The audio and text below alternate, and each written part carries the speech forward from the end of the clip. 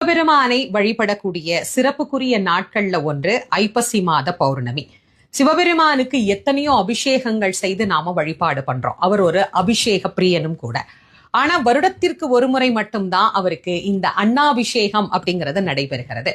எதற்காக சிவபெருமானுக்கு அன்னாபிஷேகம் செய்யணும்? இந்த உலக உயிர்கள் அனைத்துமே கலி உலகத்துல அன்னத்தை தான் ஆதாரமாக நம்பி வாழ்ந்து கொண்டிருக்கிறது. எல்லா ஜீவராசிகளும் பசிப்பினி இல்லாம இருக்கணும் அப்படின்னா எல்லா ஜீவராசிகளும் யாருக்குள்ள ஒடுக்குமோ அவருக்கு இந்த அன்னத்தை நைவேத்தியம் செய்வது தானே சரியாக இருக்கும்.